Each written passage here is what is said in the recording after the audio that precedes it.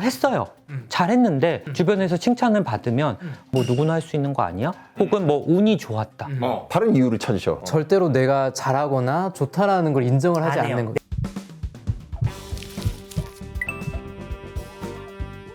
안녕하세요. 멘탈 턴턴입니다. 저번 시간에 우울증이 잘 걸릴 수 있는 정신건강에 안 좋은 영향을 주는 생활 습관에 대해서 좀 얘기를 했는데요. 이번에는 좀 우울증과 관련이 있는 생각들에 대해서 좀 보려고 해요. 이런 생각을 하는 분들이 우울증으로 진료에 많이 오신다는 걸까요? 아니면 우울증에 걸리면 이런 생각들을 많이 한다는 걸까요? 어떤 걸까요? 이게 뭐 닭이 먼저냐 달걀이 먼저냐 이거랑 비슷한데요. 우울증을 잘 일으키는 생각들도 있고 또 우울할 때 이런 생각들이 더 많이 드는 것도 있어요. 이런 생각들이 들면은 조금은 위험하다. 내가 뭔가 컨디션이 안 좋구나.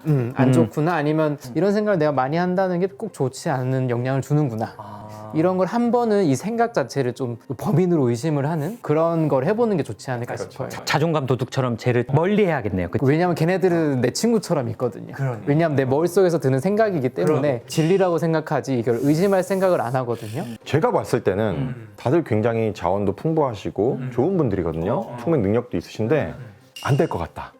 나는 이것을 해도 실패할 것이다. 미리 예단을 해버리세요. 그러니까 스스로의 가능성을 좀 낮추는 분들이 많아서 제가 너무 아쉬워요. 20대 중후반, 30대 초반 분들한테 많이 하는 얘기가 당신은 그렇지 않다. 내가 봤을 때 당신은 충분히 가능성 있는 분들이라고 직접 와닿아서 하는 얘기거든요.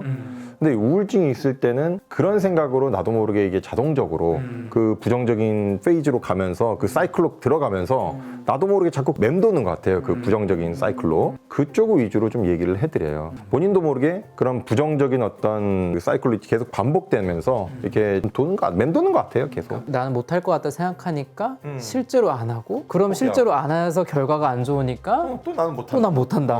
그래서 그게 계속 악순환이 되는 거죠. 우리가 이제 그걸 끊어드리는데 물론 약물학적으로 어느 정도 도움을 드리면서 모멘텀을 드리는 것도 필요하지만 우리가 피드백을 드리고 정신과학 전문의로서 좀 더 객관적으로 이걸 보게 해드리는 노력을 해드리는 게 도움이 되는 것 같더라고요. 저는 이거와 좀 연관 지어서 조금 보면 이게 뭐 많은 분들이 근자감 하는데 진짜 근거 없는 이분들은 그냥 근거가 없는데 자신감이 없어. 이재병 선생님 말씀하신 거는 이제 아예 내가 못할 것 같다라는 건데 이제 또 어떤 분들이냐면 했어요. 잘했는데 주변에서 칭찬을 받으면 뭐 누구나 할 수 있는 거 아니야? 혹은 뭐 운이 좋았다. 다른 이유를 찾으셔. 절대로 내가 잘하거나 좋다라는 걸 인정을 하지 안 해요. 않는 거죠. 내 능력으로 된 게 아니라 뭐 운이 좋았거나 뭐 아니면 다른 사람이 했으면 더 잘했을 걸 이렇게 계속 좀 비교하고 그래서 다른 사람들이 얘기해 주는 것도 안 믿더라고요. 나는 정말 밉다. 난 좋은 게 하나도 없다. 근데 분명히 애인이 있거든요. 연애. 애인은 왜 있는 것 같냐? 그러니까 이상하다. 왜 좋아하는지 모르겠다. 맞아. 나를 이 세상에 좋아하는 사람 한 명도 없고 이런 말도 많이 하고 부모님도 그냥 자식이니까 데리고 있는 거 이렇게까지. 그래서 그거는 아무래도 자존감이 좀 많이 낮아 있는 것 같아요. 우울증과 자존감이 또 연관이 있을 수밖에 없잖아요. 그럼요. 그쵸? 그건 좀 더 이제 오래된 거라면은 그게 우울증 유발했을 수도 있죠. 그렇죠. 예.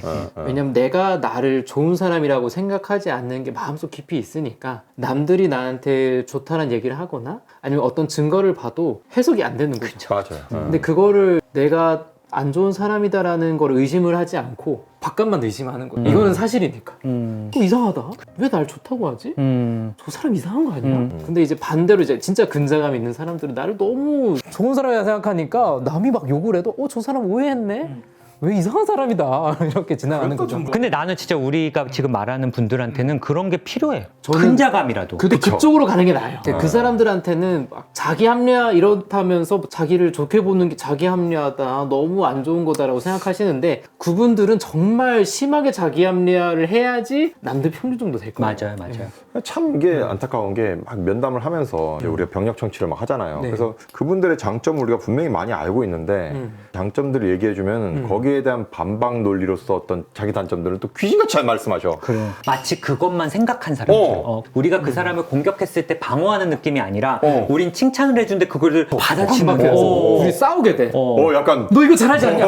못한다. 잘하지 않냐? 못한다 하면서 그리고 이런 분들의 또 특징 중에 하나가 좋아지셔도 잘 인정도 안 하고 아니라고 생각하고 맞아요. 그러니까 실제로 저는 그래서 이런 경우는 객관화시켜서 처음 오셨을 때 이러이런 얘기하셨고 우울증 스케일 점수 이렇게 높으셨는데 오늘 이렇게 체크하셨고 저희는 또 뇌파 비교도 좀 보여드리고 약도 지난번에는 뭐 예를 들어 이 정도 약을 두세 개 쓰고 수면을 취했다면 지금 하나 쓰고 취하고 계시니까 좋아졌다. 이건 반박할 수 없는 객관적인 증거를 좀 제시하면 그래도 한참 설득하면 그래도 뭐 아직 더 힘든 게 있어요. 이렇게 얘기를 하시거나. 도움이 되었던 게 자기는 힘든데 이게 뭐 객관적으로 보이지가 않잖아요. 그런데 이 뇌파를 찍으면서 내가 힘들다는 게 보여지고 아 내가 번아웃이 와서 실제로 수행이 떨어졌다를 아니까 이게 정말 내 탓이 좀 아니구나라는 생각이 들면서 그래서 위안을 많이 얻으셨던 분들이 있어요. 근데 그게 또 좋아진 게 변화가 되잖아요. 그러면 그것도 좀 훨씬 좋아하시고 본인이 약간 긴가민가 했던 것도 좀 확신을 좀 갖게 되시는 것도 되게 좋은 것 같고.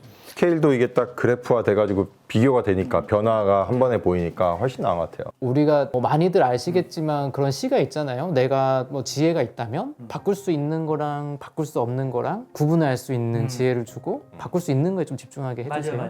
자존감 중에 그 윤홍유 쌤 책에 보면은 자기 통제감과 관련된 게 또 있거든요. 그 자기 통제감을 얻으려면 실제 내가 통제할 수 있는 게 많아야 되기도 한데 그냥 내가 통제할 수 없는 거에 자꾸 집착하는 경우가 있어요. 그렇죠. 그러니까 예를 들어 뭐 과거라던가 타인의 어떤 감정, 마음, 그리고 불확실성, 삶의 불확실성. 미래가 어떻게 될지 미래가 될지 정말 아무도 모르고 사실 언제든 뭐 죽을 수도 있고 그런 것들을 다 통제하려고 막 계획을 세우고 이러면은 불안장애도 사실 올 수 있고 그걸 통제하려고 하면 당연히 안 되죠. 안 되죠. 그러니까 실패할 거에 자꾸 도전을 하시니까. 뭐 예를 들어 이제 대인 관계에서도 뭐 내가 어떻게 행동하는지는 내가 조절할 수 있는데 타인이 바라보는 나에 대한 시선들은 사실 내가 100% 잘한다 해도 남들이 나를 인정하지 않을 수도 있거든요. 우리가 그래서 케미라는 게 중요하다고 하는 것처럼 대인관계는 사실 어느 한쪽이 일방적으로 노력한다고 될 수 있는 부분도 그럼요. 아니고요. 그래서 그거를 맞추려고 자꾸 나를 막 갈아서 내가 이렇게 하면 저렇게 될까? 내가 이렇게 하면 좀 괜찮아지실까? 그렇게 하는 게 되게 힘든 거죠. 소진은 되게. 그러니까 원인을 결국 그 나한테서 찾고 뭐잘 되지 않는 경우는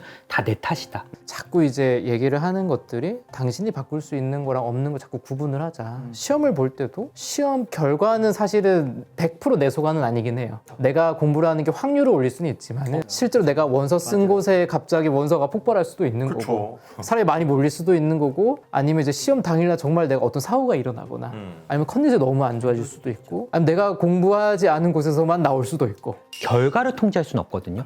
그럼 우리가 집중해야 될 건 통제할 수 있는 건 뭐죠? 그 과정이죠. 내가 오늘 어느 정도 할지는 내가 통제를 할 수 있고 적어도 그거는 결국 내가 어떤 성공할 수 있는 확률은 높여주거든요. 그렇죠. 그래서 그렇게 내가 오늘 할 수 있는 거에만 집중을 하는 게 훨씬 마음이 건강해요. 그러니까 1년 뒤 시험 결과가 어떨까 막 떨어질까 이거는 내가 통제할 수 없는 영역이고요. 내가 통제할 수 있는 영역은 오늘 공부 어떻게 하는지 내일 어떻게 하는지 이번 주 어떻게 하는지가 통제니까 사실 거기에 에너지를 쏟아보시는 게 훨씬 편한데 통제할 수 없는 부분에 대한 어떤 불안이나 우울감이 좀 가득하다 보니까 그런 거에 대한 더 걱정 그래서 좀 더 소진도 오는 것 같고요. 금방 소진이 오죠. 그래서 저도 수능 때 제일 위로가 됐던 게 진인사 대천명이란 말이 있잖아요. 할 수 있는 거 하고 그렇지. 나머지 하늘에 맡겨라. 맞아요. 근데 저는 그게 너무 위안이 돼가지고 걱정하지 않고 했거든요. 그래서 이거랑 연관되는 게 약간 완벽주의랑 좀 관련이 있는 것 같아요. 이제 완벽주의는 모든 걸 통제하려고 하는 면들이 있으니까 저도 제일 좋아하는 말이 이제 하는 대로 하자. 어차피 너가 할 수 있는 것밖에 못하지 않겠냐. 맞아요. 뭐 100점 맞으려고 한다고 뭐 100점이 나오지도 않고 그리고 나는 주어진 시간 안에서 내가 쓸 수 있는 리소스를 써서 할 수밖에 없는 건데 뭐 욕심내린다고 뭐 달라지지도 않고 이 완벽주의가 치료에도 굉장히 방해가 돼요. 왜 그러냐면 이분들이 지금 힘든 게 100이잖아요. 그러니까 자기가 나았다고 생각하려면 이 100이 0이 되어야 된다고 생각을 하세요. 그래서 분명히 100에서 50 정도 좋아졌는데 자기는 아직은 안 낫다고 생각하는 거예요. 그러니까 사실 치료의 영역도 우리가 다니기 전보다 좀 좋아지는 걸로 목표를 잡으면요 사실 대부분 만족하시고 좋아졌다고 느끼고 지칠 때 아 그래도 나 다니면서 좋아졌잖아 할 수 있는데 0이 되는 거를 치료됐다고 생각하면 너무 지치고 나 언제 낫지? 불안도 이제 0이 될 수는 없거든요. 누구나 다 불안한 게 있어요. 일상에서 불안감은 누구나 느낄 수 있는 감정이니까. 그렇죠. 그게 생활에 방해되지 않을 정도로 그렇죠. 줄이는 게 목표인 거고 또 인상 깊었던 게 이제 수용 전염 치료라는 책의 교과서 서문이 있는데 거기 시작이 인생은 불행의 연속이다. 살면 힘들 수밖에 없다. 불안할 수가 있는 거고 누구나 감정의 기복은 있을 수 있는 건데 너무 심할 때 우리가 그걸 좀 조절해서 도움을 받아야 되지만 이거 0으로 만들려고 하는 건 지는 싸움이다. 그건 삶의 필연적으로 있는 부분들이 있기 때문에 그것도 사실 어떻게 보면 내가 통제할 수 없는 부분이죠. 안 그래도 그 몸에서 일어나는 일인데 그 0으로 만들려면 거의 그건 AI잖아요. 병적인 불안이나 이런 부분은 전문가의 도움을 받거나 약물 치료나 여러 치료를 받으면 확실히 낮출 수 있으니까 그렇게 좀 생각을 해보시는 것도 좀 좋지 않을까 생각이 좀 드네요. 정신건강이 안 좋은 이번에 좀 생각 부분을 좀 살펴봤는데요. 여러분들이 얘기하시면서 좀 공감이 되는 면들도 있으실 거예요. 그래서 이런 부분들에 대해서 한번 좀 들어보시면서 한번 이 생각을 한번 의심을 해보는 거죠. 이 생각이 나한테 도움이 되는 건가? 아니면 도움이 되는 것처럼 말하지만 완벽주의처럼 결국 나를 깎아먹고 있는 건가? 생각을 좀 해보시고 좀 더 의심을 해서 그런 생각이 조금 줄어들 수 있으면은 도움이 되지 않을까 생각을 해봅니다. 그래서 저희는 또 다음에 또 관련된 컨텐츠로 다시 보도록 하겠습니다. 네, 감사합니다. 감사합니다.